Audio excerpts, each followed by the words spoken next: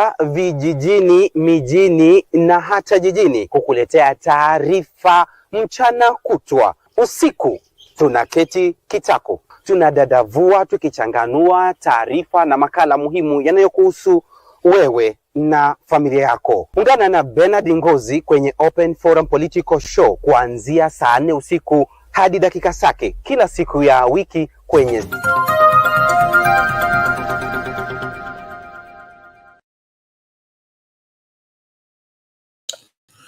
Good day, ladies and gentlemen, and welcome back for another amazing moment, another amazing time. And the principles remains Kamakawa Kamara. Welcome for tonight's show. I am your host, Shadizo, and I'll be drying up the train crazy because today is all about going down and it's all about what is not happening. And I can see Team TikTok, we are in the building. I can see we are live on Sound Candy Talk, we are live on Sound Candy Talk Facebook, and also we are live on Sound Candy Talk Live. And I want to welcome each one and every one of you. Let us salute for one another, and also just tell me where you are watching us from so that I can begin the spicing the show as we invite everyone to come and have a conversation. I really appreciate for those who are joining. Today is going to be hot and it's going to be fire. What I urge you is welcome on the board so that we can have the conversation tonight. And tonight, without forgetting, I'll be briefing up for the what updates of the day. And the updates of the day is one of the updates of the day is about the ARVs. The ARVs are bringing the problem because the Americans saying that before we partner with you, we'll have terms and conditions so that we can continue supplying the medicines. Apart from that one, we also check another issue that has been raising up through the day, whereby after the abduction and after the police have come to raise up for few issues, we have seen now the bodies are being found beside the rivers. So we shall also be checking towards that, and I want to see your opinion on that also, because it's a alarming issue.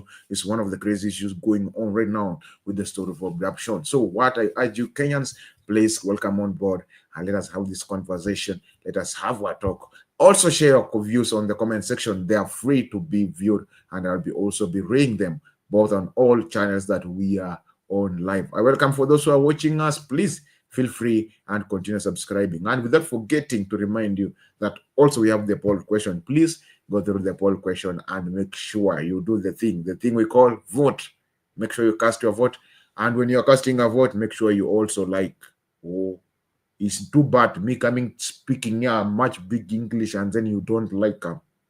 Hey, may God see you. So please make sure you like the video. Also share the video. Don't just watch alone and remain it there like that. Please share the video. So we are here just shortly. So if you know, by the time I'll share the link, please come on board. Let us have the conversation so that we don't be closed outside and we're gonna be having an amazing encounter together as we are rolling down. Thank you for those who are joining us and all people who are joining in the building. Hey, those who are joining in the building, I love you so much. Let me give out shout out from Team TikTok. The other team are still waiting them to join. Let me give out shout out to Team TikTok. Team TikTok, I can see Becky join. Thank you, Becky. I can see Maggie. Thank you. I can see Lois. Thank you. I can see Levis. Thank you, Levis. Thank you for those who are liking the video. Let us continue sharing the video. And Team Facebook, I can see Abdi. Thank you, Abdi. And I say Abdi saying hi Bernard, hi everyone. Thank you. That is Team YouTube. Team YouTube again. I can see Tony Muhammad saying hi Shadizo. Thank you, Tony. Let us share the video. Let us like the video, and let us invite people so that we can have this conversation. I invite all the Gen Zs in the building. I invite all the millennials on the building. All Gen Zote, I welcome you. Come, let us have this conversation tonight. But we are still rolling up and knowing more details. And before I go so much, I'll be giving also I remind you that I'll be giving the update for the Frank issue, and we will know where everything is. But before we go before we go to that point, let me show you some little things, because I'll be tying up the show by the events of the day, and then we'll be having a conversation tonight. The link to join the studios on the comment section. Please click the link and let's try to configure your camera and your audio. come up inside the studio and then let us talk. Let us have the conversation. Team TikTok, I'll appreciate. But if you want to join in the big studio, use the channel link, which is the YouTube Sound Candy Talk. Go to the comment section. You will see the link on the comment section that I've sent there. The link, and then click the link. Let's stream it, configure your camera and your audio. Then you'll get yourself inside the studio so that we can have the conversation till late, because we are not here for so long. We are here for a few minutes or for a few hours, and then we'll be rolling up. But the breaking news of the day, as we beginning it, let us begin with the issues of abduction. The issue of the abduction have been raising up, and that's been a paramount issue, whereby I will ask all Kenyans, let us be so much keen, let us be so much attentive, because they may be me, tomorrow you may be the one be affected, and you may be carrying the burden that is not yours. So let us stay strong, let us stay careful, let us be anxious. Because today there are some bodies being found beside the river. These 3 young men disappeared from Mlolongo. They were all disappeared the same day. And the funny thing, the 2 bodies are being found, one beside the river, and the postmortem is saying that the young man was immersed inside the river. So alikufa kwa kukunywa maji, ile kwa being drained. The other man is being determined. The postmortem is saying that the man was killed. So you see this.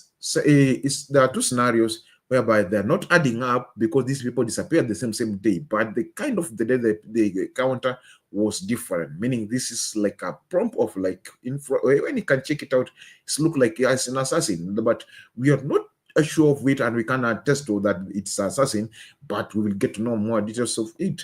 Let me play the video so that we can be at the same par together, and we can have the conversation together, because, well, we will be all able to understand for what is going on, or what is turning up from side Mlolongo. So let us, Mlolongo, begin our news, our showdown, as we are rolling down. For the team TikTok, continue to tap down the screen, share the screen, and invite somebody to watch with, and also encourage them to subscribe on Sound Candy Talk. Today, our theme is subscribing on Sound Candy Talk. Team TikTok, we are subscribing on Sound Candy Talk. The name on the show, the name on the comment section. Please let us continue subscribing to it. That's our campaign today as we are rolling down. But before that, let us watch the video, and let us get to know what's not happening. Tonight, we begin our bulletin on a sad note following the discovery of the bodies of 2 out of 3 men who were reported missing in Mlolongo in December last year. The bodies of Justus Musimi and Martin Mwao were positively identified by their family members at Nairobi Funeral Home a month after their mysterious disappearance. Meanwhile, Inspector General of Police Douglas Kanja and DCI Director Mohamed Amin appeared in court, where they denied holding the 3 in police custody. Gatete Njoroge reports on the events that have left 2 families mourning and another one still in search of their loved one. Straight from a day-long court session, the family of Justus Musimi, in the company of lawyers led by Law Society of Kenya President Faith Odhiambo, headed to Nairobi Funeral Home. Their visit followed confirmation that Musimi's body had positively been identified over a month after it was found in Ruai area. His body was discovered on December 18, 2024, a day after he went missing in the company of his friend Martin Mwao. We got a report yesterday that the body of Justus Mutumwa was found alongside the river in Nairobi River, and DCI and police, they have taken the DNA test for the fingerprints, and they have reported the matter at our rural area, where the ID identifies himself that it is the body of Justus Mutumwa. Hours after Musimi's body was discovered, Martin Mwao's remains were also found at the Nairobi Funeral Home. But it is the manner in which the 2 friends, who left home together riding a motorcycle on a business trip, met their death. Reports indicate that the late Musimi was booked as a victim of drowning, while Mwao was booked as a murder victim, whose lifeless body was found in Molem. The bodies were also discovered on different dates. Musimi's body was found on December 18th, while Mwau's body was found on December 19, 2024. The shocking revelation came on the day when Inspector General of Police Douglas Kanja and DCI Director Mohammed Amin appeared in court. The two top security officials who were summoned to explain the whereabouts of the three missing men told Justice Chacha Mwita that the missing men were not in police custody and the matter was still under investigations. We have none of the subject. I want to confirm before this court that we have none of them. Under the circumstances, my lord, we can neither produce their bodies pursuant to the writ of habeas corpus, nor can we formally prefer any charges against them.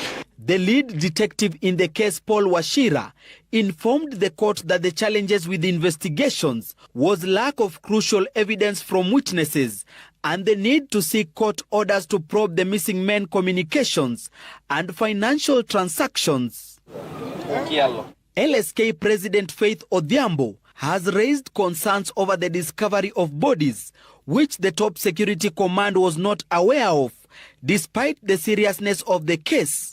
The Independent Police Oversight Authority has also launched a probe into the murder incidents. The fact that the Inspector General of Police and also the Director of the DCI can come to court and tell the court they have no idea, yet this was being done and fingerprints were taken, identified yesterday, it either means that they are not talking to each other or they do not have control of their different agencies within the National Police Service. We have now sent our rapid response team to go to the mortuary and find out from more in terms of what has happened in this matter. The fate of Karani Muema, who went missing on December 12th and who was a friend to the two, is unknown, as he has never been traced. The family now calling on police to investigate the matter and ensure they get answers. Gatete Njoroge, Citizen TV, City Mortuary, Nairobi. Basi ni haya yamejiri kwa City Mortuary. That's how things are happening, and on the ground things are different. So please, I urge Kenyans, please welcome on board. Let us have this conversation. And the numbers of the few people who are watching is still low. Let us increase the number. Let us make sure that everyone is getting the information so that we can move or we can roll up or down together. So this is one of the things that has happened today, and you can see the controversy when people are bringing it out and saying they ask the government or the lawyers or the investigators of the case about the case. But what did the investigators they did? They say that they don't know what happened to the young men. They say they don't know the disappearance of the young men.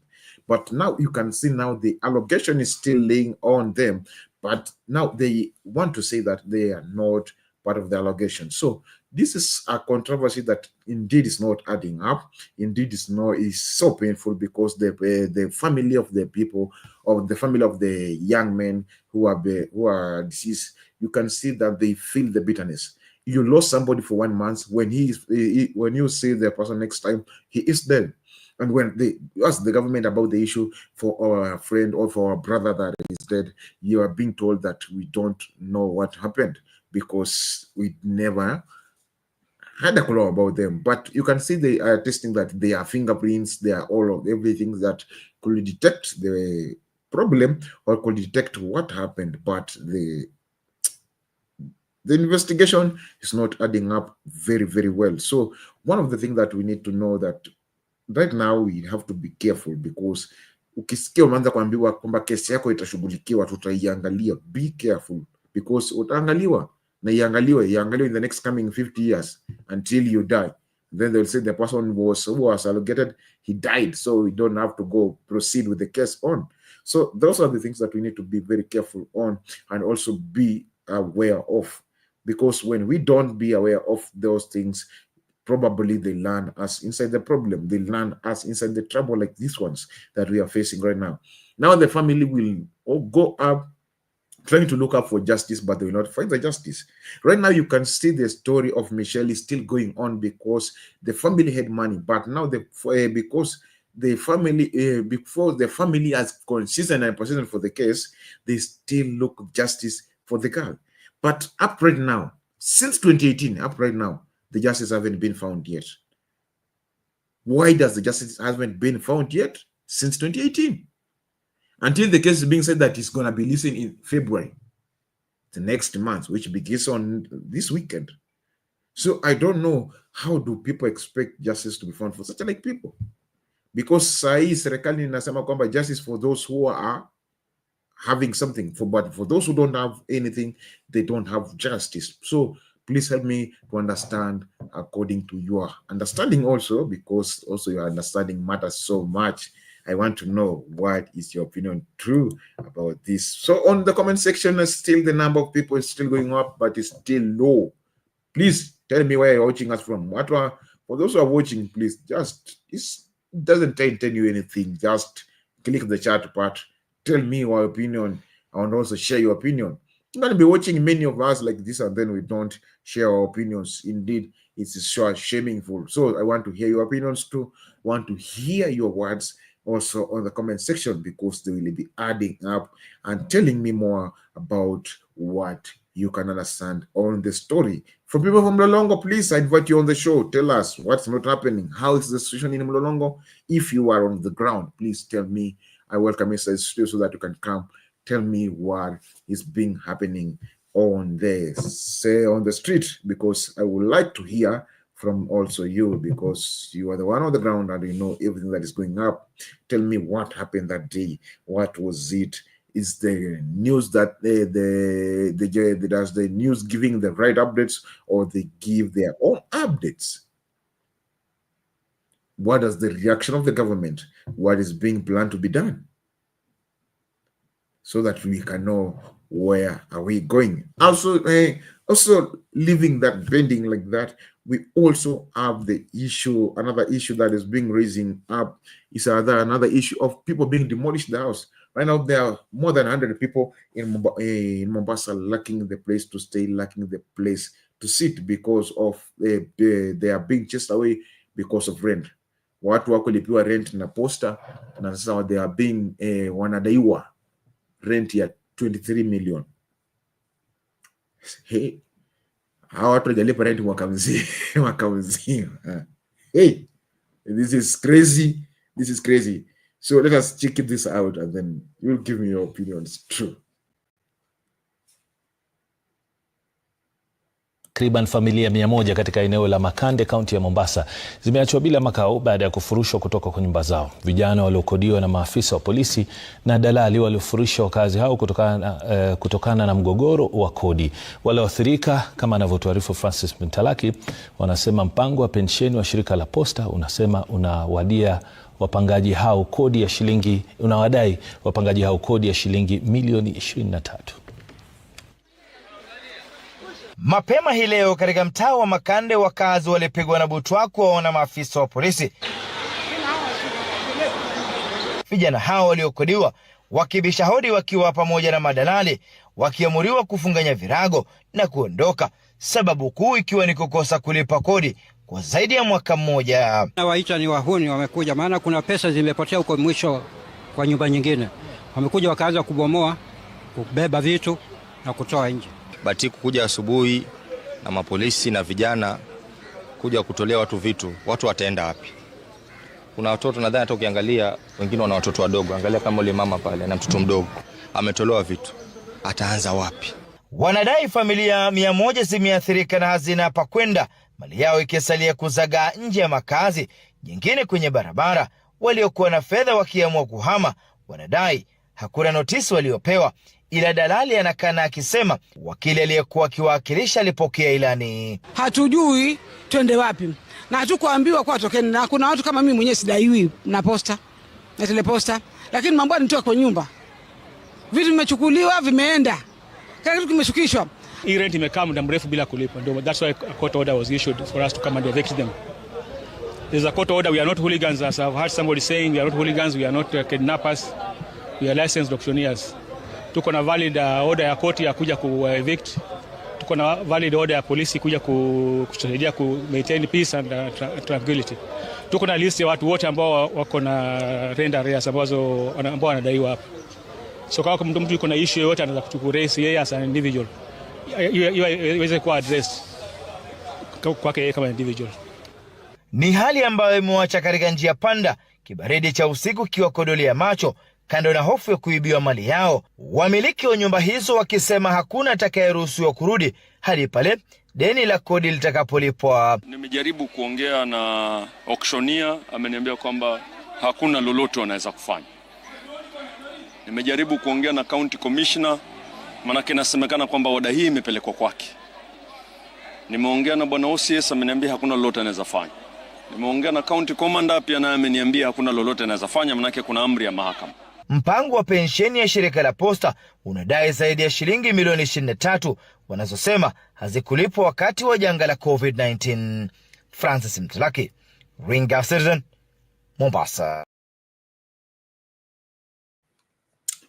Basi nyaya yanajiri sehemu za Mombasa yakituzidi kusongesha mbele hatua nyingine na kutufungulia taarifa mwafaka. Unaona jinsi vile watu wanahangaika na kutaabika kwa sababu ya yale ambayo yanatokea sehemu za nchini mwetu, na nazidi kwa tafadhali wacha tuweze kusoma kidete ili kuzuia masuala kama haya. Ukiona kama mtu anakuambia kwamba anafukuzwa kwa nyumba na sijaweza kupewa notisi ya kuhama, basi hilo ni swala la kuzonesha sana. Unaona kama mwingine anatetea pale, anasema kwamba angalia kama mama huyu ambaye ana mtoto mdogo unataka anzie wapi? Mwingine anasema mimi nimelipa, sina deni na posta, lakini nadaiwa bado, nimefurushwa na vitu zangu kutupwa nje. Nataka tuangalie hiyo hali ya kufurushwa na mtu kutupwa nje. Wewe ushafurushwa ukatupiwa vitu nje? Mimi nilifurushwa. Kwanza the worst one, nilikuja siku nyingine nikapata nyumba imebaki hall.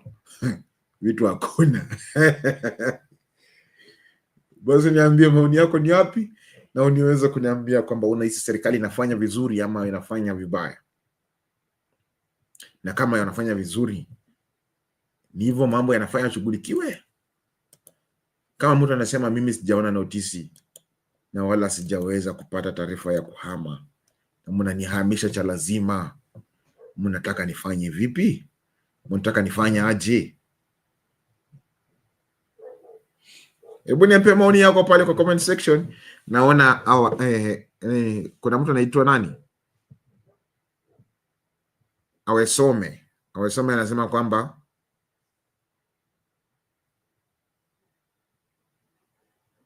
at the crisis in DCI. DCI kwani mmefanya nini? Yenye mpaka mnashutumiwa hivyo. Wanasema makosa ni yenu, manake nyinyi ndiye mnashughulikia masuala kama hayo ambayo yanatokea ya watu kwa abducted.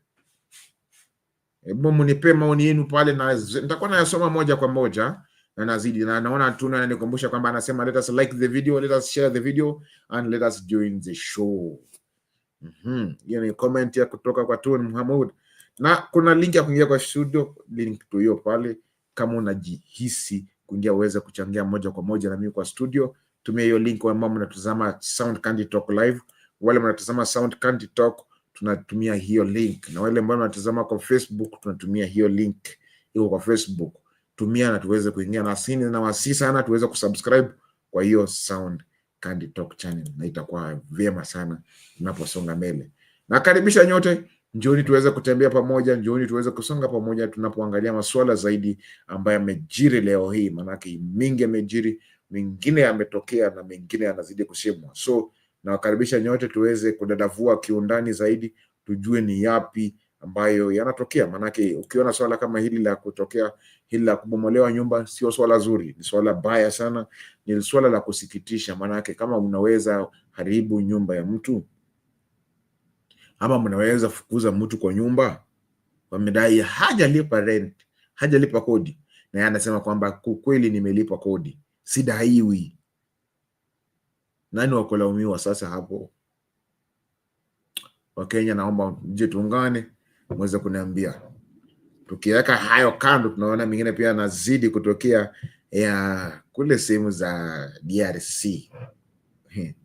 Sehemu za DRC ukiwa pamoja na sehemu za Rwanda, wana ule mvutano wa vuta ni kuvute, vuta ni kuvute, vuta ni kuvute, wakisema kwamba anasema kwamba kikosi cha M16 kimefadhiwa na watu kutoka sehemu za Rwanda na kinaweza kumudiwa na watu kutoka Rwanda, na rais wa Rwanda anasema kwamba hakuna kitu kama hiyo.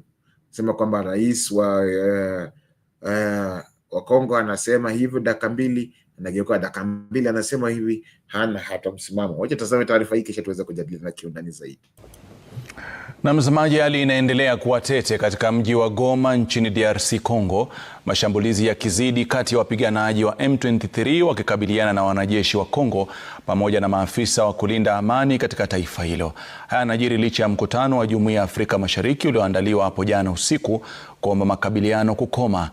Kama anavyoarifu Emmanuel To, huenda hali ikawa mbaya zaidi baada ya rais wa Rwanda Paul Kagame kudai rais wa Afrika Kusini Cyril Ramaphosa anachangia vita hivyo kuendelea. Ni hali halisi katikati mwa jiji la Goma, mashariki mwa nchi ya kidemokrasia ya Kongo. Bakimi! Mapigano kati ya waasi wa M23 na wanajeshi wa jeshi la Kongo wakisaidiwa na vikosi vya muungano wa mataifa ya Afrika Kusini SAMI DRC na wale wa UN MONUSCO yakiingia siku ya 5. Watu zaidi wakiripotiwa kuuawa na maelfu kulazimika kuwa wakimbizi wa ndani kwa ndani. Haya kijiri saa chache tu baada ya Rais William Ruto, ambaye pia ni mwenyekiti wa Jumuiya ya Afrika Mashariki EAC, kuwa na kikao cha dharura cha marais wa Jumuiya ya Afrika Mashariki na kushinikiza makabiliano kukoma. Mkutano huo pia uliafikia Rais William Ruto kuzungumza na mwenyekiti wa muungano wa Jumuiya ya Mataifa ya Afrika Kusini SADC, kwani mataifa hayo yana kikosi kwa jina SAMI DRC inayosaidia kutuliza hali DRC. Rais wa DRC Felix Tshisekedi hakuhudhuria mkutano huo na hakutoa sababu mwafaka. Rais Paul Kagame wa Rwanda, ambaye ameelekezewa kidole cha lawama na Rais Tshisekedi pamoja na Umoja wa Mataifa UN kwa kufadhili wapiganaji wa M23, amekanusha madai hayo. M23 are not Rwandans, please. These are Congolese, and one time he accepts it, then another time he says no, part of it is yes, and then the other part is from Rwanda, and these are the. He keeps on going. And how do we, leaders of our own countries, accept this to go on forever and just accept that we shall be manipulated by Tshisekedi or whoever is supporting him? Rais Kagame akimwelekezea makombora Rais wa Afrika Kusini Cyril Ramaphosa kwa kutumika kuchochea vita hivyo zaidi. He's also there pretending to be playing a peacemaker role, and he has a force that has been fighting alongside FDLR and has been fighting the M23 on the instructions of Tshisekedi, because these are people who are not supposed to be in Congo. Akitishia kwenye mtandao wa X kuleta vita dhidi ya Afrika Kusini ikiwa inataka vita. Mkuu wa majeshi ya Afrika Kusini Jenerali Rudzani Mafwanya amesema walilazimika kukabiliana na M23 baada ya kuvamia ngome yao. Several long-range mortar bombs were launched towards Goma airport, with some landing in the South African National Defence Force base, leading to the loss of 3 additional South African National Defence Force soldiers. Kupitia kwa mtandao wake wa X, Rais Ramaphosa alisema M23 wakishirikiana na waasi wa jeshi la Rwanda waliwaua wanajeshi wa Afrika Kusini 13 katika makabiliano wiki hii. Hali hii sasa inatishia kufufua vita vingine kati ya DRC na mataifa mengine kama ilivyokuwa mwaka 1996 hadi mwaka 2003. Vita vya kwanza vikianza mwaka 1996 hadi mwaka 1997 ambako Rwanda ilipigana na DRC na kupata usaidizi wa mataifa ya Uganda, Angola na Burundi, na vita vya pili vya Congo vya mwaka 1998 hadi mwaka 2003 vilivyohusisha mataifa ya Rwanda, Angola, Namibia, Zimbabwe na Uganda dhidi ya DRC. Haya yanajiri huku zaidi ya mamluki 3 waliokuwa wanapigana vita kusaidia serikali ya DRC wakisalimu amri baada ya kushindwa nguvu na M23 kwenye mapigano, wakijisalimisha kwa wanajeshi wa MONUSCO waliowavukisha mpaka hadi Rwanda waliposafiri kwenda kwao. Emmanuel To, runinga ya Citizen, Nairobi. Hayo ndivyo yanavyojiri, hivyo hivyo yakizidi kusonga pamoja, yakizidi kusonga mbele, kina hivyo tunavyoona yanavyozidi kubomoka. Na siku zote walisema kwamba yule asiyependa amani basi hakuwa tayari kwa lile ambalo linatokea. Manake vita huwa na vita husababishwa na mambo mengi, na kama hivi ambavyo tunaviona hapa ni vita. Na siku zote Waswahili husema mafahali wawili wapiganapo nyasi ndio huumia. Sasa hapa unapoona vile wanavyopigana, wananchi ndio wanaoumia zaidi ya vile mnavyotarajia. Basi na wasi nyote njooni tuweze kusemezana. Ukitazama kama haya ambayo yanazile na yanayosemwa hiyo, unakuta kuna kukinzana baina ya sehemu zile mbili. Unakuta huyo rais anasema hivi na huyo rais anasema hivi, kisha rais jamhuri ya anasema kwamba yeye hakuna kusema kwamba hati watu wa kutoka kwake ndio wanaofanya ama wanahusika kwa kikundi cha M16. Nisema watu wa kutoka kwake hawaiona vita, hawachangii kwa vita vya Kongo. Sema wa Kongo wenyewe kwa wenyewe wanapigana wenyewe kwa wenyewe, wanazozana wenyewe kwa wenyewe. Hebu tafakari hayo na uweze kuniambia wewe unaona vipi, wapi ambapo tatizo lipo, wapi inahitaji kusongeshwa, ama nani wa kulaumiwa hapa, ni huku au ni huku?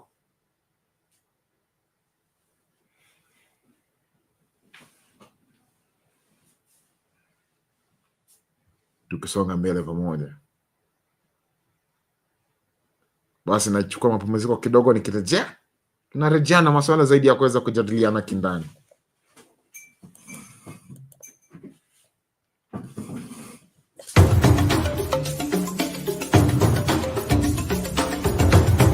Sound Candid Talk Live News. At Sound Candid Talk, we provide live UHD broadcast for church services, talk shows and podcasts, weddings, live bands, products and services launches, webinars and trainings, Zoom meetings, conferences, seminars, exhibitions, and virtual concerts.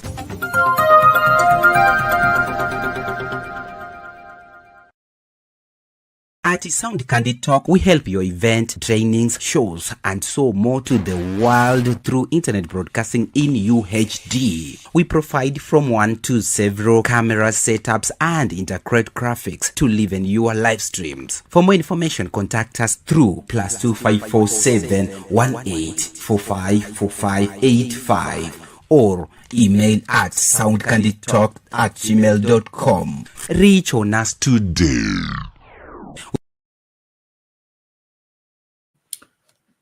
Asante sana mpenzi mtazamaji, nimerejea na zaidi ya kuweza kujadiliana na kuweza kuongea na kuweza kuzungumza kwenye undani na tuweke mambo yawe sawa tunapozidi kudadavua na kuchanganua yale ambayo yanajiri ambayo yanatokea kwa nchi yetu. Manake tunayaona haya ni mengi yapo ambayo yanatokea. Na basi tukisonga mbele pamoja, tunazidi kuangalia lile swala ambalo limetokea, na tunakusa kwamba watu wengi ambao wanaugua na virusi vya ukimwi waingia mashakani kwa kuwa ama wajipata kwa njia panda baada ya nchi ya Amerika kuweza kutoa mswada kwamba wanakataza kusambaza vidonge vya ARV. Lakini leo hii wamekubali kwamba wamekataza mkataba wao, wataweza kuvisambaza lakini kwa masharti. Wataweza kusambaza vile vidonge lakini kwa masharti. Wacha tazame hii. Hali ya wasiwasi imewazonga wagonjwa na mashirika ambayo hutegemea Marekani kwa misaada ya kifedha kukabiliana na magonjwa sugu kama vile ukimwi. Hapo awali Marekani ilitangaza kusitisha msaada wa kifedha kwa mashirika ambayo yanahusika katika kukabiliana na magonjwa hayo hatari ikiwemo ugonjwa wa ukimwi, lakini uamuzi huo ulibatilishwa baadaye. Waziri wa mambo ya nje Marco Rubio sasa anasema Marekani itaendelea na usaidizi huo japo kwa masharti. Brenda Wanga anaarifu.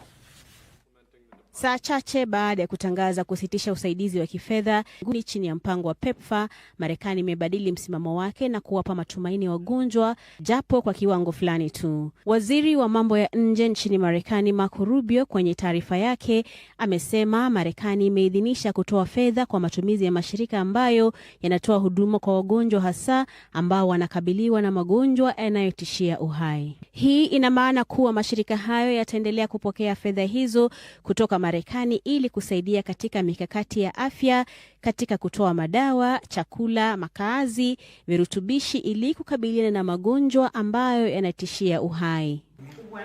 I don't know. It's being set up. Hata hivyo, msaada wa kifedha kutoka Marekani hautatolewa kwa huduma za uavyaji mimba, mpango wa uzazi, mikutanio, masuala ya jinsia pamoja na huduma ambazo haziambatani na shughuli za uokoaji maisha.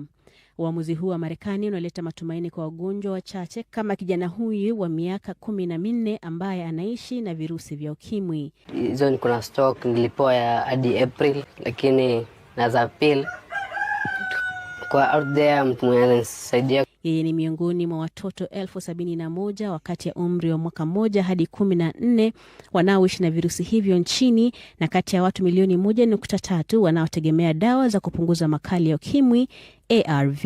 Serikali ya Kenya imesema itahakikisha wagonjwa wanaendelea kupata huduma za matibabu huku uamuzi wa Marekani ukiendelea kupigiwa darubini. Brenda Wanga, runinga ya Citizen.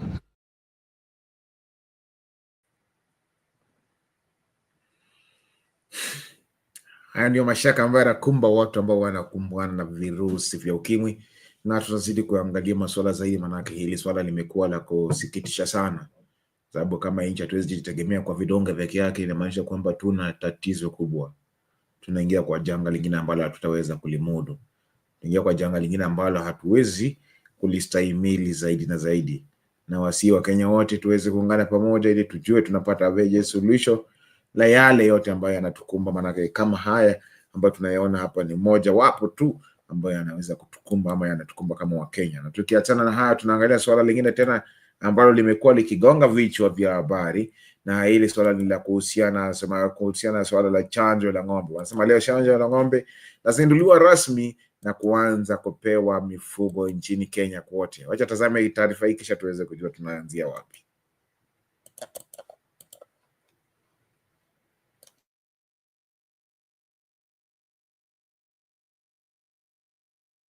Kwa mifugo milioni 80 limeng'oa nanga huku waziri wa zoezi la kutoa chanjo kwa mifugo milioni 80 limeng'oa nanga huku waziri wa kilimo na ustawi wa mifugo Mutahi Kagwe akianzisha shughuli hiyo katika kaunti ya Laikipia. Kagwe ameonya wanasiasa dhidi ya kueneza uvumi na kujaribu kuwashawishi wafugaji kukataa chanjo hiyo. Na kama anavyotuarifu sasa kama Umwangi, Kagwe ametoa hakikisho kuwa wakulima kuwa chanjo hiyo ni salama na inalenga tu kupunguza magonjwa ya mifugo. Baada ya pingamizi kali kutoka kwa wakulima, wafugaji na viongozi, hatimaye serikali imeanza rasmi mpango wa chanjo kwa mifugo, zoezi hili likilenga kuwachanja ng'ombe, mbuzi na kondoo milioni 80. Waziri wa kilimo Mutahi Kagwe amezindua rasmi zoezi hilo katika kaunti ya Laikipia. Licha ya kusisitiza kuwa hakuna atakayeshurutishwa kuwachanja mifugo wake, amewaonya wanasiasa dhidi ya kulemaza mpango huo anaosema utawafaa wakulima pakubwa. Hakuna kiongozi ambaye anajiita kiongozi ambaye anaweza simama aseme mtu wa achanjo yeye binafsi, kama vile tulikuwa nasema mambo ya COVID. Na mnajua hata wakati huo kuna watu walisema hii COVID hapana, hii chanjo la COVID hapana mzuri. Majuma kadhaa yaliyopita, jamii za wafugaji na viongozi wa upinzani walitilia shaka chanjo hiyo ambayo Wizara ya Kilimo inasisitiza inalenga kupunguza magonjwa ya mifugo. What sort of people would we be if we would tell people to use something that we have not checked, that we have not certified, that we are not happy with? Because of the livestock movement permit. Sisi tunaweza kataza, lakini kuna wengine wanaweza kuigiza ng'ombe zao kwa nguvu hapa. Kampeni ifanywe, watu wetu, majirani yetu ya Isiolo, majirani yetu ya Saburu, majirani yetu ya Baringo na pande ya Nakuru ifanywe ya kutosha, ndio tuweze kuzuia magonjwa katika Laikipia County. Serikali za gatuzi zimetwikwa jukumu la kuhakikisha kwamba zoezi hili halikwami na lengo la serikali kuu limeafikiwa. Tukivaccinate hizi ng'ombe every 6 months for a period of 3 years ama 4 years, sasa itakuwa hakuna haja ya vaccinate tena. Hiyo disease itakuwa imekwisha. For us to meet the demands, the health demands from the international market, we must vaccinate our livestock. Kama Mwangi, runinga ya Citizen.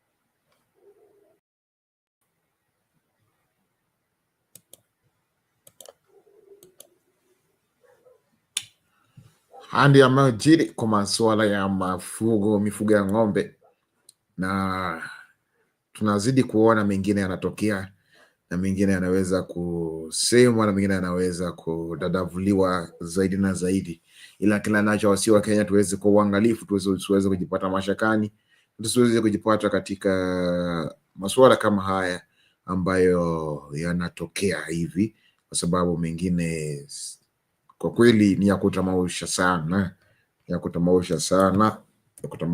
Basi na wasi wa Kenya mkuwe waangalifu ili tusije kujipata kwa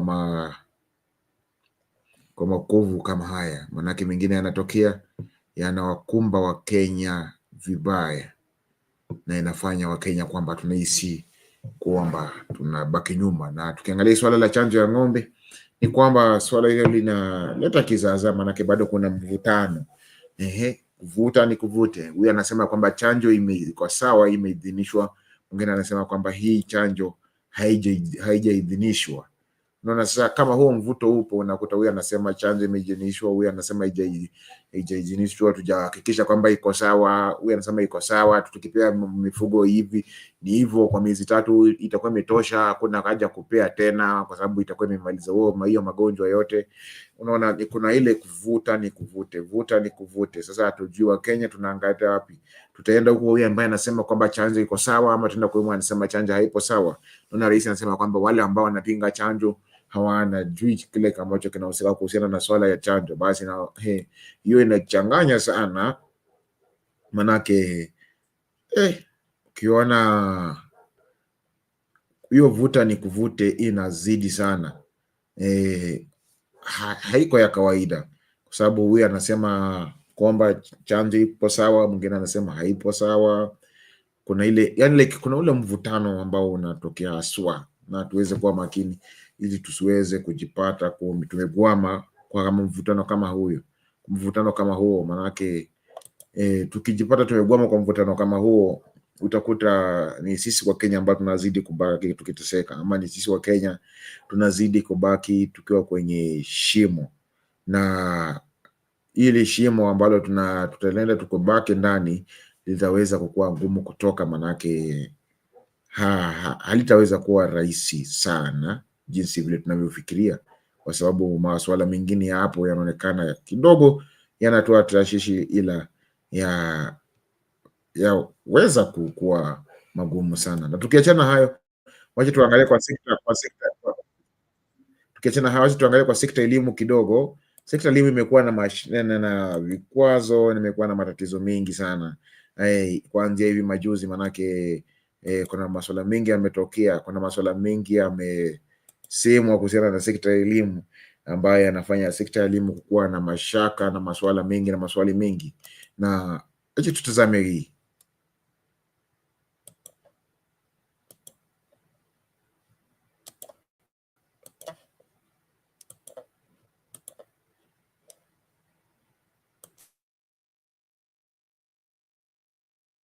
Ministry of Education has announced the disbursement of 14 billion shillings capitation with a promise to release an additional 15 billion shillings in the next few weeks.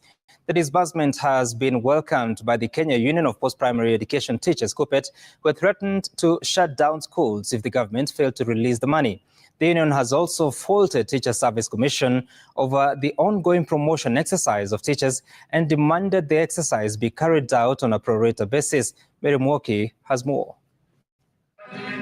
A few days since the Kenya Union of Post-Primary Education Teachers (KUPPET) threatened to go on strike and shut down schools over school funding, the government has seemingly heeded their demands and released 14 billion shillings in capitation to secondary schools. Yesterday, we released 14.3 billion shillings for our secondary schools as Tranche 1. I can affirm that our schools are now able to adequately run. Hoping that the minister will live to his word and the money will hit the account by the end of tomorrow. Education PS Belio Kipsang issued a commitment that the government would release the remaining 15 billion in the next few weeks to cover capitation at both primary and secondary levels. And we are working with our colleagues in the National Treasury to ensure that all the resources that we had to release to our secondary schools are released. At the same time, KUPPET has taken an issue with the criteria used to allocate the promotion slots, terming it unfair and discriminatory. KUPPET has faulted the teachers' employer for distributing the slots equally across all counties and demanded the commission to fill the available slots on a pro rata basis. We understand that now the slots are being shared equally. The county that has got the highest number of teachers must get the highest number of slots. The union has also welcomed the High Court's decision to halt NEC's decision to administer mid-year KCSE exams, saying the decision by NEC was discriminatory against private candidates. So we just want to welcome the decision. It will favor justice. Teachers who are really worried about the kind of discrimination that the private candidates would have met. Courts made its decision yesterday. In no way will it disadvantage our learners. The only thing is that we are denying the country and our learners an opportunity to be able to get a second chance. Mary Mwoki, Citizen TV.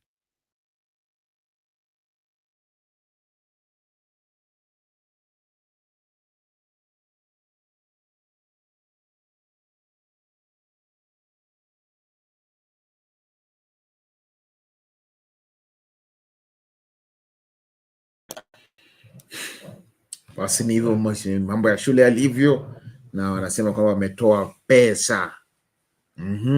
Wametoa pesa. Sasa hizi pesa ndio tujui zimetolewa tu ama zimepelekwa kwa mashule zifanye kazi. Naomba uniambie maoni yako ni yapi. Na hizi pesa zitafanya kazi ama zitakuwa kama zile historia ambayo tumezoea, like pesa zilipeanwa, pesa zimepeanwa, tumetoa, tumetenga, tumepeana, na ile hali hakuna pesa ambazo zimepeanwa. Maana siku zote unakutanga mara mingi mambo usemwa mengine ya uongo, na wakati tunabaki tukiamini na kumbe hayakuwa mambo ya ukweli. Sasa na wasiwa Kenya tuweze kuwa imara, tujue ni yapi ambayo yanajiri na tujue ni yapi ambayo yanazidi kutokea kama haya, na tujue tuwe waangalifu zaidi, sababu tusipokuwa waangalifu zaidi tutajipata kwenye mataa tukichuma kile ambalo hatukuwa tumepanga, ama tukilipia kile ambalo hatukuwa tumetarajia kuwa tunaweza kuwa tunakilipia. Na basi inawasi tuweze kuwa makini zaidi na zaidi tunaposonga mbele pamoja, manake hili swala limezidi. Manake sekta ya elimu ni sekta ambayo tangu nikuwe mdogo hadi sasa ni sekta ambayo imekuwa ikipewa kipaumbele siku zote. Unakuta baada ya kupewa matibabu, kile kilichokuwa kinapewa kipaumbele ni sekta ya elimu. Ulikuta wanafunzi wana vitabu, wanafunzi wana madarasa, wanafunzi wana walimu wa kutosha, wanafunzi wana kila kitu ili kuweza kustahimili na kufanya masomo yawe sawa. Lakini unakuta sasa masomo hayupo sawa, manake hata vifaa vya masomo wenyewe havipo shuleni. Sasa tunapokosa vifaa vya masomo shuleni, unakuta inakuwa moja ya janga ambazo zinakumba sekta ya elimu. So ni tuhakikishe kama serikali ama viongozi ambao wanasimamia sekta ya elimu, hakikisheni kwamba sekta ya elimu haiwezi kupata matata, manake hizi kupata matata kwa sekta ya elimu inamaanisha kwamba nchi yetu itazidi kuwa na ukosefu wa elimu, na tukianza kukosa elimu tutarudi chini, kiwango cha chini, manake tushazoea kuwa na elimu na tunazidi kuiboresha zaidi. So tunapozidi kuiboresha zaidi, wacha tukue uangalifu, tukue uaminifu na tuweze kusongesha nchi yetu mbele kama wa Kenya, ili tuweze kuweka sekta ya elimu juu zaidi na zaidi, manake sekta ya elimu ikikuwa juu na maisha yetu itasonga tena ibaki kuwa juu na kila kitu kitaweza kutembea mwafaka, na tutakuwa na zile masuala mengi ya kutokuwa. Na tukiachana na hayo, wacha leo swala la mwisho ambalo tutaweza kuliangazia leo ni swala kuhusiana na masuala na IEBC, manake hao ndio wanachangia hili swala, kwa sababu hawa ndio wanawachagua hao viongozi. Wewe unahisi vipi hawa IEBC kwa kuchagua hao viongozi wanatekeleza masuala ambayo IEBC iliwateua ama sio hivi? Kwa sababu hizi majanga zote zinatokea tu kutokana na huku kule, IEBC kwa moja wapo. Wacha tazame hii kisha tutaweza kuzungumza mengi zaidi kulingana na hili swala la IEBC, manake masuala ambayo yanaleta kizaazaa kidogo, kimoja tulitazame.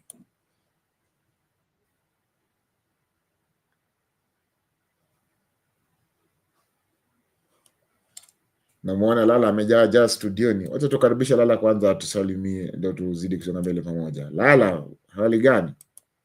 Salama. Salama sana Dizo. Habari Karibu ya sana. tangu juzi? Niko salama mimi. Vyema. Hali mambo namna gani huko nyumbani? Kwa nyumbani tunasema mambo yamechemuka, ndivyo vijana husema, kwamba serikali imesema hakuna vidonge, baada tena wanasema vidonge vipo vya ARVs vimerejeshwa, lakini vina masharti ya kufuatwa. Hiyo ni kawaida. Mtu wetu wa huku ndivyo alivyo. Africa has to begin to kujitegemea. I think we have too much resources to live like orphans, that those without anything is a very sad, very infuriating, reality that we live like people have nothing, yet we are the richest on the continent. And what's going on in Congo is so sad, but it's actually a message to all of us that one, if we don't take care of what we have, somebody else is taking it, and they're taking it because you and I now can't come to America, while I think as a video there, a lot of white Americans came as illegal immigrants.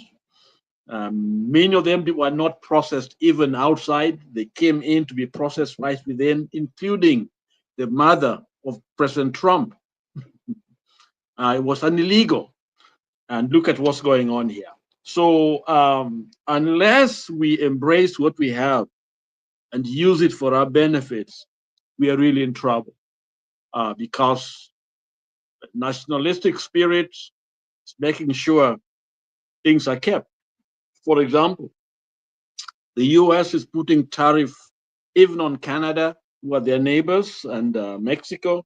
It means what they're trying to do is to begin to focus on doing their own manufacturing, because before it has been globalization where goods can move from east to west, the outsourcing different places, but it seems as if that is not the trend at the moment. They're looking at trying to revive their own manufacturing. It means that Africa, as usual, will be the spare part.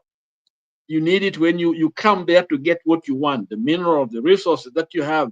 And then the people themselves are not allowed to come, because now manufacturing is going to be done in North America, and not think that we have been positioning ourselves to maybe some factories, maybe some manufacturing stuff into Africa. I think there's a reverse now. And Asia will also have to rethink itself. You know, they were selling it in the United States, but they're going to make their own. So that nationalistic tendency is actually going to impact all of us. Trade organization, what organization that were opening up market globally, you know, we are no longer the focus. So it means a lot of factories will shut down, and so a lot of retrenching. Unless we think outside the box, we are trapped here, because America is for America, and that's, they don't care about the history. The history, the fact that people were processed in America. In other words, immigrants would come in and being processed there. Right now, they don't want them to get into the border. In other words, they'll stay outside the United States, where the laws of the US do not impact them, and where the Americans will not be responsible for them. Okay? And that has never been the trend when it comes to refugee and immigration matters. You let people come in, you sort them out. If they don't qualify, you return. But right now, no. Canada is also following the trend. They are also becoming very hostile to refugees and to immigrants. A lot of plane loads are leaving. Some of my friends left Canada. And so it is a time for us to re-energize ourselves, let corruption go, and let us invest in our students, in the young minds, to help us create wealth, value added to our raw material, which is actually the envy of the world. Okay, and let me just also comment on Congo, where there's so much sadness right now. What's going on there? Probably explosion of big war, and we know very well that it is not about Tshisekedi. It's not about Kagame. There are external forces behind it. I'm not dismissing that they don't have anything to do with it, but there are other external forces. Because as long as Africa has chaos, the chaos are going on, then our natural resources are at stake. They come and get it. The bandits and others, the mines and minerals and all that, they get it. Okay? It is going out. While we are killing each other, our products are benefiting the world. Wealth are being created.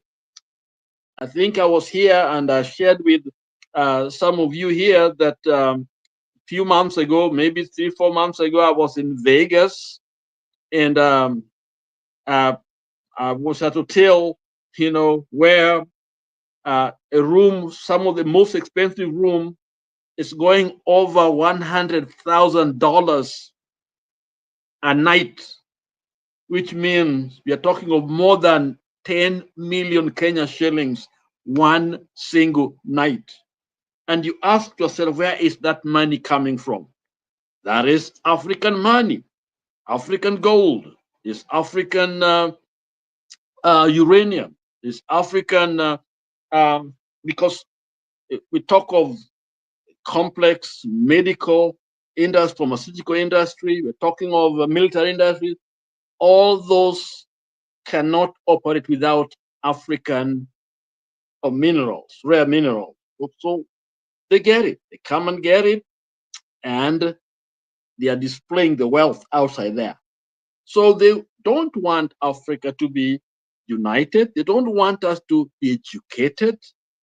They give us an idea of so-called democracy when actually it is not democracy the way they practice it.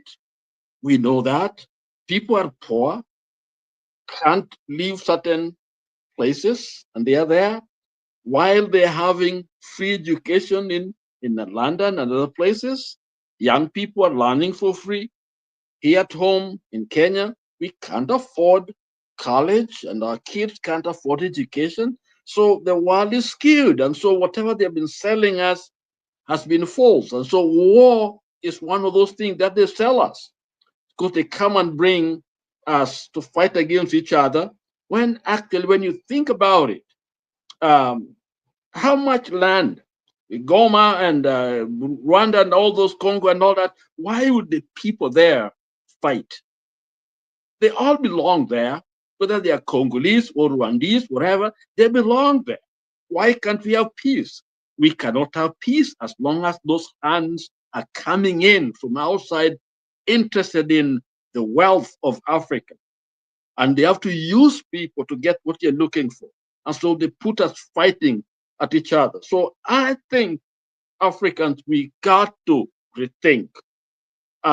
There's no single reason why we should aid our enemies to create havoc in our land. And that's exactly what is going on. So I'm very disappointed and very sad.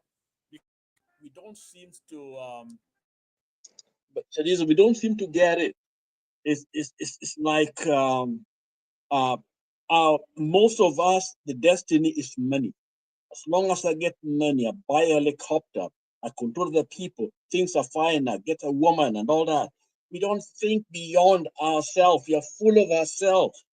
And this is why we have this problem. So the West will use us to create a situation where it's very chaotic, and they'll come in.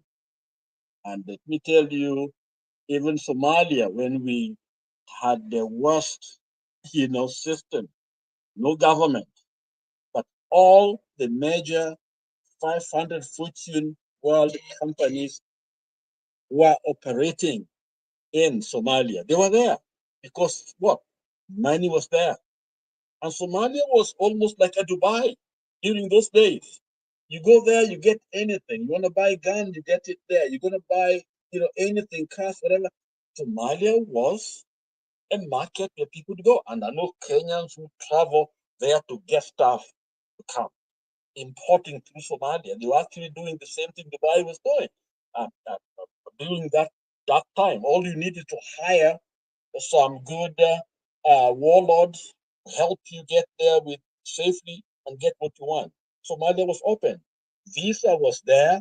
MasterCard was there. Okay, all these companies were operating in Somalia because money was there. So Africans, let us save our continent. I like the young man Traore. May God protect him, because they are forcing him to be. They want armed men to go back to the barracks. But look at the irony here. The so-called Western democratic leaders, what democracy is there when people are poor? They can't go to school. They can't afford the basics. They're actually more trapped. They are more under military than Traore, who is actually opening up the space for others to own things, to run their lives economically and socially and all that. So actually, it's more democratic than the so-called democratic leaders call Africa, because all we are given is an idea of democracy. Okay, we have those words, but in practice, they're actually far from democracy. And the West and the East and others are very happy. They talk, oh, we are democratic. We are democratic. We are robust democracy. And actually, we don't have it. When actually we are poor, we can't eat, we can't send our kids to school. That is the problem. And when you try to stand for people, like the video that you played there, of course, that young man who was standing for all of us, what do? The bullets. And bullets are manufactured by who? By forces outside. The powerful, the democratic.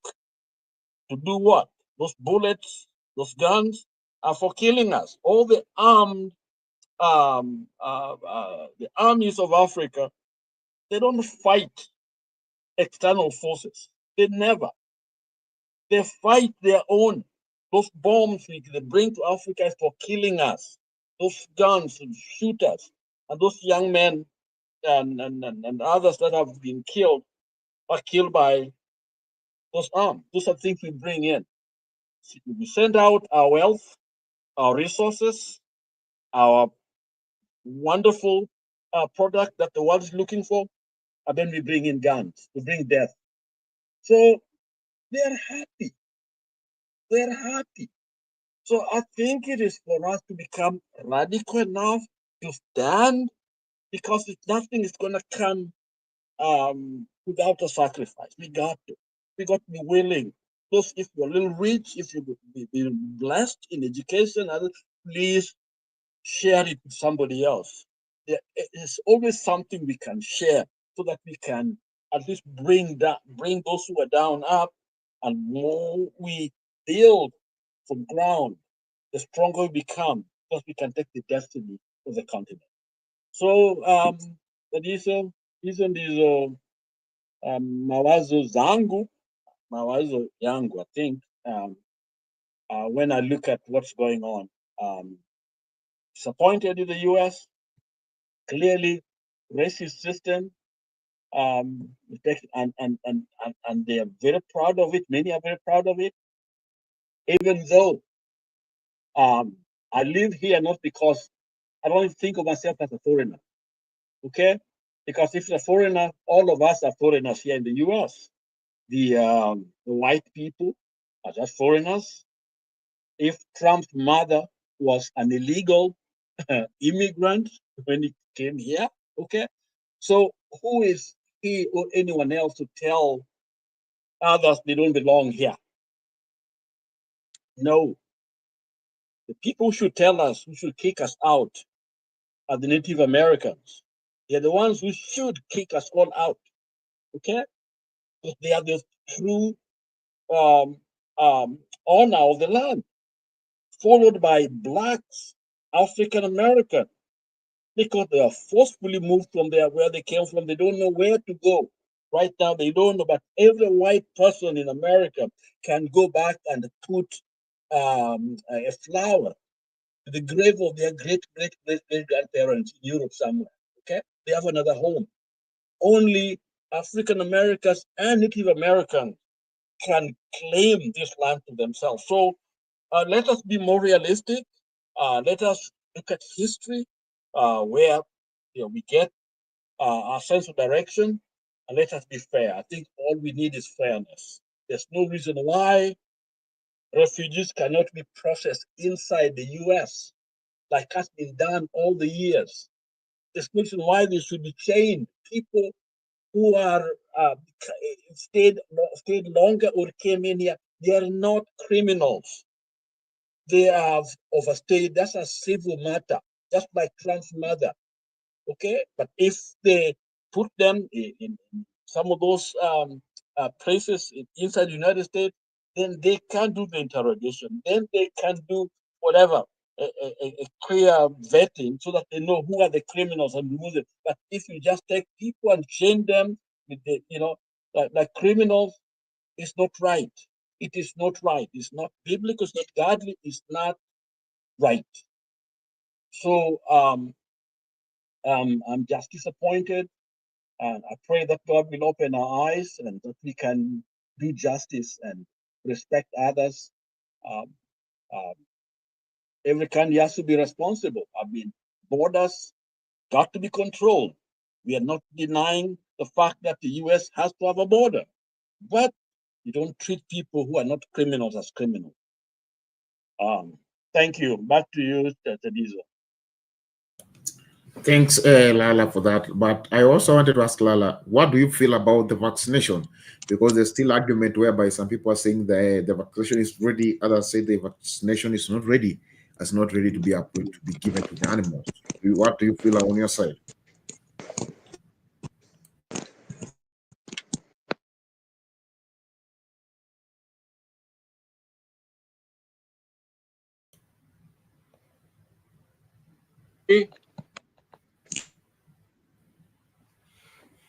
Lala, I'm saying that this.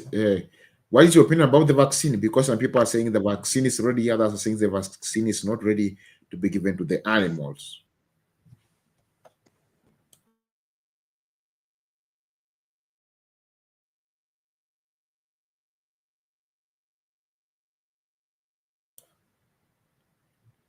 Lala, are you getting me?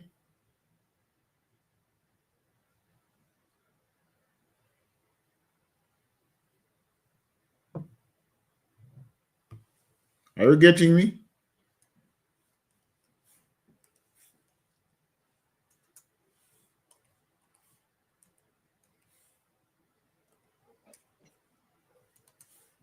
Hello. Now I can get you. What is your opinion about the vaccine? Some people are saying it's ready, other people are saying it's not ready. Yes, I can hear you. Pardon? I'm asking about the animals vaccine. Some people are saying the vaccine is ready to be given to the animals. Others are saying the vaccine is not ready. What is your opinion about that? Okay, I'm a little behind the news about vaccine in the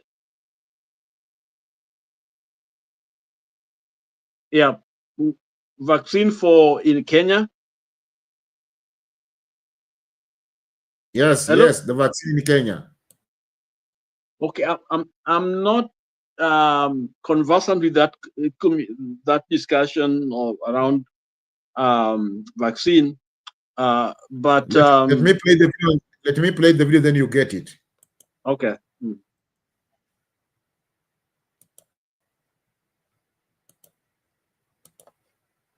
And 50 million goats for the next 3 years. However, the initiative has faced fierce resistance from some of the farmers, fueled by what the government says is misinformation about the vaccines. In response, the government has assured farmers of the vaccine's safety and effectiveness. Citizen TV's Ben Kirui has more. One after another, hundreds of cows received the jab as the controversial nationwide livestock vaccination program officially kicked off in Laikipia County. The exercise, launched by Agriculture Cabinet Secretary Mutahi Kagwe, proceeded despite fierce resistance from farmers and some political leaders, fueled by online conspiracy theories about the vaccines. Dismissing the skeptics, Kagwe assured farmers that the initiative is for their own benefit. Kama vile tulikuwa nasema mambo ya COVID. Na mnajua hata wakati huo kuna watu walisema hii COVID hapana, hii chanjo la COVID hapana mzuri. Livestock owners, livestock breeders to be reassured and to trust that we cannot go out of our way to tell them to use something that we don't believe in. Because what sort of leadership would we be? What sort of people would we be if we tell people to use something that we have not checked, that we have not certified, that we are not happy with? However, the CS reiterated that the program is entirely voluntary, emphasizing that no farmer will be forced to vaccinate their animals. I believe it was a communication breakdown. It is not a refusal. The propaganda came out of lack of knowledge, ambao watu hawajui ni kitu gani wanasema. Tungekuomba ya kwamba kwa sababu sisi tumekubali na ishara ya wananchi wamekubali kuduga ng'ombe zao shindano, tafadhali tunakuomba, because of the livestock movement permit, sisi tunaweza kataza, lakini kuna wengine wanaweza kuigiza ng'ombe zao kwa nguvu hapa.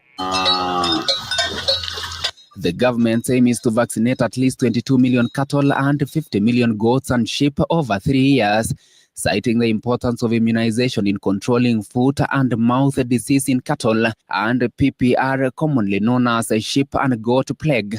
The investment the government is making to transform the livestock sector to a wealth-generating industry is viable because we have enough livestock. Every year, we slaughter 3 million cattle in Kenya. Opposition to the program has been fueled by various conspiracy theories, including including claims that Microsoft co-founder Bill Gates is financing the initiative and that the vaccines could alter livestock genetics, potentially leading to defective animals. Siasa upande moja, fitina upande moja, ukweli upande moja. Ukweli ni kwamba chanjo liko hapa, na sababu gani tunasema wewe uchanje ng'ombe zako? Hii ni maisha yenu jameni, ni maisha yenu. Wajua serikali haina ng'ombe. We must meet international standards for our livestock products so that we can be able to export our meat, our milk, and other livestock products in many parts of the world, especially in the Middle East, where we have a big market. For us to meet the demands, the health demands from the international market, we must vaccinate our livestock. In Laikipia County, the campaign targets 1.1 million livestock, including 300,000 cattle and 800,000 goats and sheep, as the government pushes forward with its efforts to protect the agricultural sector. Ben Kirui, Citizen TV, Nairobi.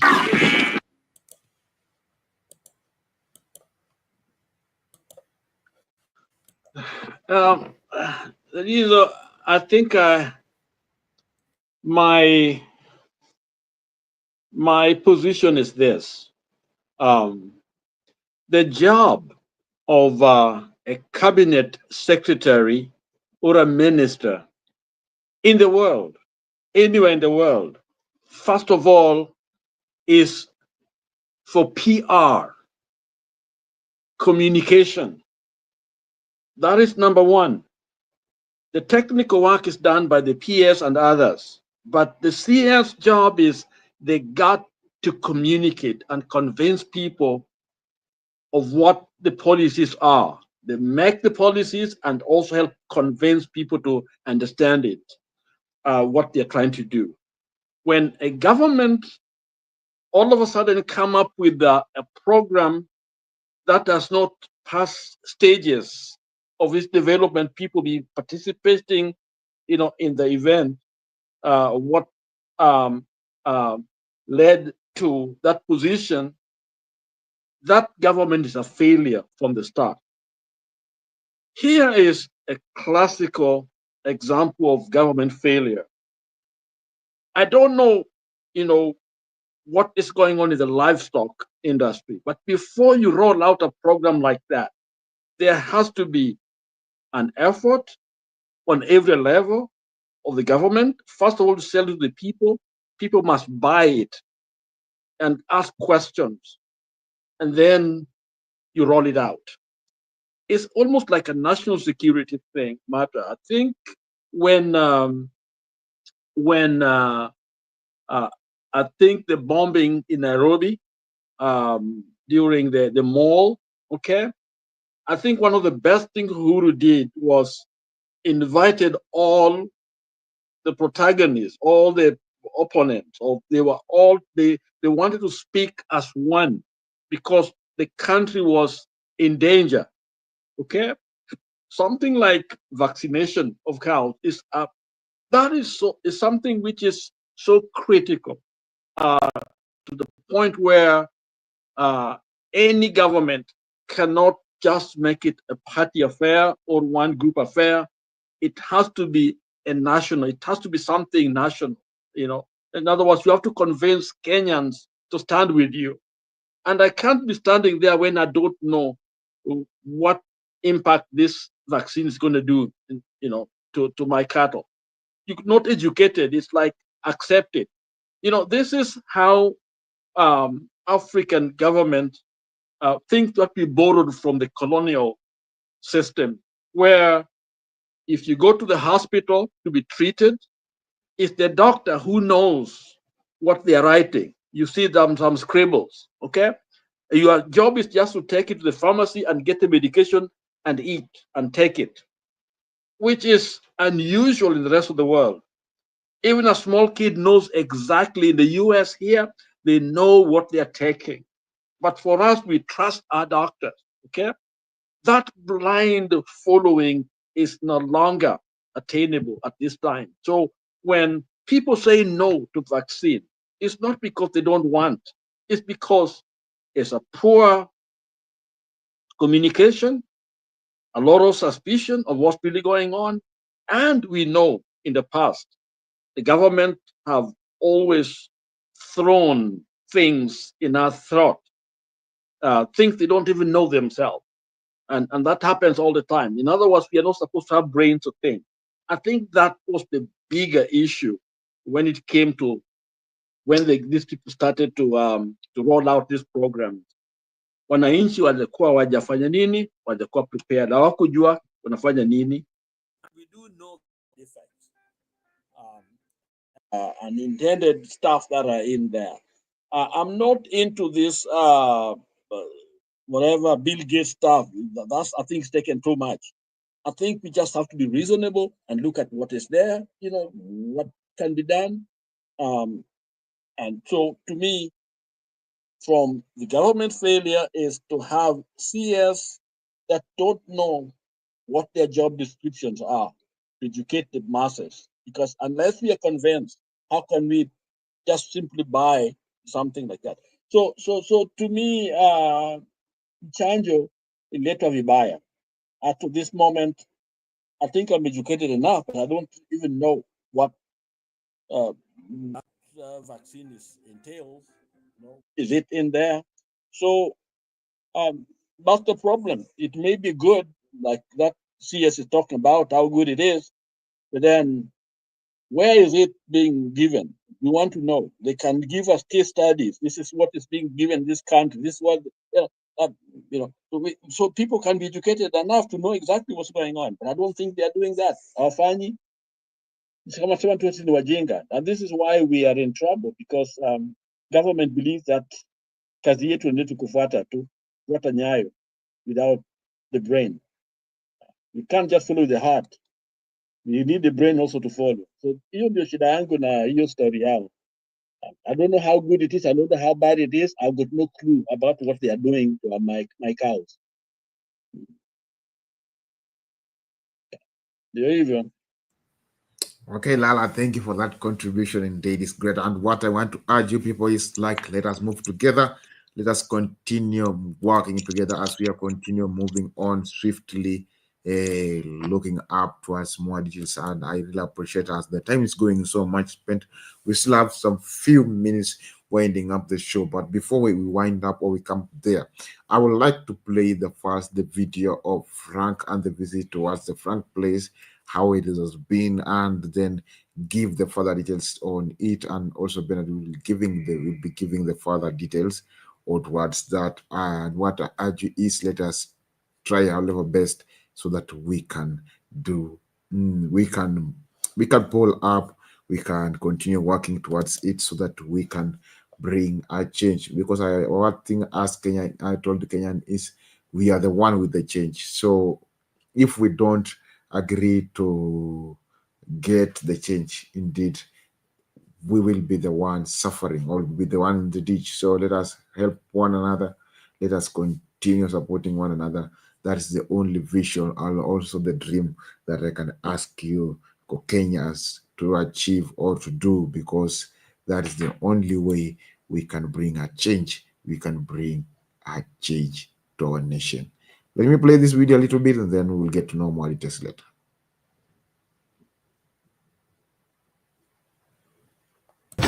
Welcome to Sound Candid Talk News Special Edition. Be sure to subscribe, share the video widely, and give it a thumbs up. God bless you. This is the story of Frank Okoth, a 19-year-old Kenyan whose life is nothing short of a miracle and an inspiration. A young man who, against all odds, survived 6 gunshots during the tragic June 26, 2024, Gen Z protests in Nairobi.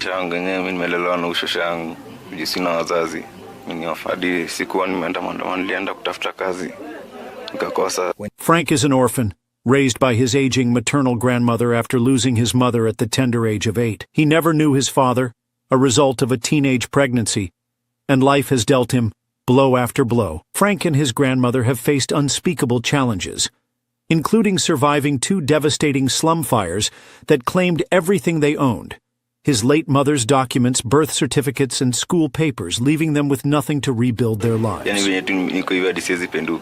sina hata shilingi moja. Niko na kitabu saa hii na nimeshaanga shilingi 100 ngapi. Kitabu iko hapa natembea naye. Forced to drop out of school in Form 2 due to a lack of fees, Frank started doing manual jobs to provide for his grandmother. But on June 26, 2024, everything changed. During the protests, Frank joined other Kenyan youth to exercise their democratic rights, peacefully demonstrating against unemployment, rising living costs, and rampant corruption. But the unthinkable happened. Police opened fire on unarmed demonstrators, killing over 20, injuring many, and leaving others unaccounted for.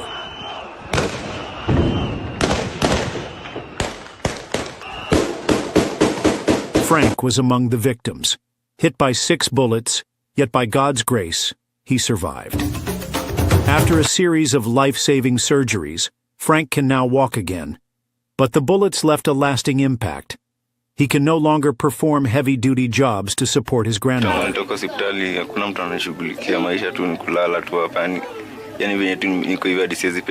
In their iron sheet home, deep in the slum, is inaccessible by vehicles. In case of a medical emergency, help is far out of reach. To make matters worse, the slum is plagued by insecurity, with daily cases of muggings and robberies. Despite all these challenges, Frank dreams of finishing his education, learning a trade, and building a better life for his grandmother, the woman who has stood by him through every storm. This is where we need your help. In the short term, we aim to move Frank and his grandmother to a safer home where they can access medical care and live without constant fear. Long term, we want to support Frank in completing his education, learning a profitable skill, and starting a small business. I've faced so much, but I'm still standing. I want to work hard, take care of my grandmother, and make her proud. I just need a chance. You can be the change in Frank's life. Every contribution, big or small, will go a long way in helping this brave young man and his grandmother rebuild their lives. Let's come together and help Frank fulfill his God-given destiny. God bless you. Don't forget to subscribe, like, share this video widely, and stay tuned for more inspiring stories on Sound Candid Talk. Send your donations to Sound Candid Talk, support Frank Okoth account. The link is in the description below.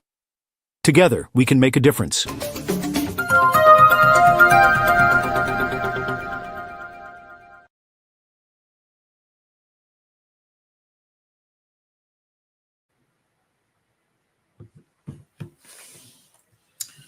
That is it, and we are still moving on swiftly. What I urge you is let us support it so that we can make or we can change somebody's life, because some people, or sometimes we normally feel other people are being left behind without somebody to look up and to. Lala, I see our time is so much spent. As we winding up, please give us your remarks and your advice to the Kenyans. Thanks, Shadizo, for what you're doing, young people.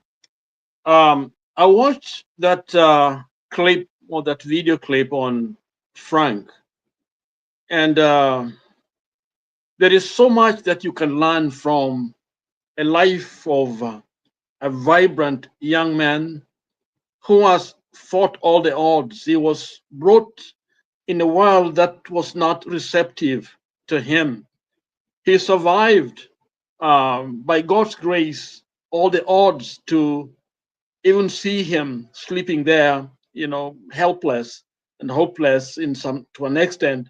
But you can also see a little understanding that there are people out there that are worth defending and fighting for. So I don't know who has been there on his corner, but I can see a sense of hope in this young man. But he has fought a war that was not his war. He didn't decide to come on this earth on his own. He was born into this country as a son of this country, but we have failed him. We have not taken care of him. No education, no job, no home, helpless. And when he tried to make people aware that something was wrong, just looking for a job, just and joining the protesters, those who are protesting for those jobs, because that's what he was fighting for. He decided to join so that he could get a chance in life, just like many thousands of Kenyans out there who have no hope, hope of tomorrow. They lost their loved ones, like Frank, no father, a grandmother who is old, you can see them. And this is the reality in the life of many Kenyans. They have got no hope, nobody to fend for them. The government they thought would be there for them is stealing from them. They are the ones that is taking aid money and making it to, their own pocket money to go and to buy, to enjoy themselves, riding helicopters, flying, everywhere, and drinking some of the best, shoes and alligator shoes and all that. Is the same people who are supposed to be defending, providing direction for the future of this nation. In other words, what we have is manyangaus that are running our lives, and they won't stop unless we stop them. Frank tried to do that, and look at him, he's down. He did it for us, to defend us, to want to see the good that this country can produce. That's why he did what he did. And so may God bless Frank. And as he has indicated, that you'd like to do something. He is a young man who still wants to do something, and he can't do it unless you and me step forward and support this young man. I'd like to visit Kenya and ride around with Frank and see him smiling because you and me step forward to give this young man another chance to be something, to be there for his grandmother. We see that woman walking around looking for something, even next meal to eat. Yet I'm sleeping in a nice home. I'm enjoying my life. When this young man actually sacrificed his life for me, but now I'm eating on his misery. So let us step forward and support the Franks around us. And if you can't even give to Franks, there's somebody else in your neighborhood. There's an uncle, there's an auntie, there's somebody in need. But let us show Frank that we care, that you care, that we are serious when we are fighting for our nation, for the soul of our nation. Otherwise, I want to thank you. Hello, Frank, if you're listening, we are here. We don't let you down. There are people that have stated they will be there, and we want to be there. We want to see you smile. Keep smiling. You've done us proud. You're our son. You're our hero. You are the best that we have, and we can see a future when we look at a face like yours. Hang in there. We are coming. We will not fail you. Thank you. Thank you, Kenyan. Thank you, my brothers, Diesel, my son, and all of you in the background. May God bless you. Thanks again. Bye-bye. Thank you, Lala, for that submission. Indeed, we are moving on swiftly. I think for those who have enabled for today's show, let us, Lala, we'll ask Reverend Lala to pray for us as we close up the show. Okay, let's just say a word of prayer. Lord of glory, the Lord whose love never fails. A nation is hurting. People are hungry and angry. There's so much confusion.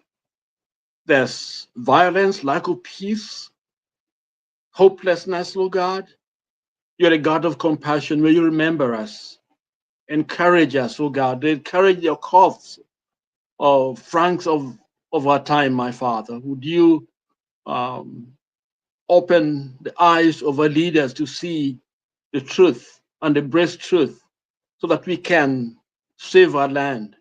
Because you blessed us so much with so much, yet we don't take good care of it. We don't use it to bless other people, Lord. Lord, bless the nation, bless our leaders.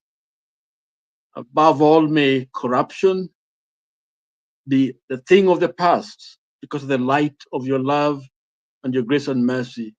Teach us to walk with you and bless us. Bless all our leaders of this forum and others that are working hard to make our country better.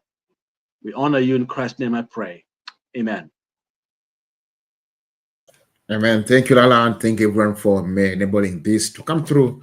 We don't have any other opportunity. We'll meet tomorrow at the same place, the same time as we are having conversation. Thank you. Till next time. Bye-bye.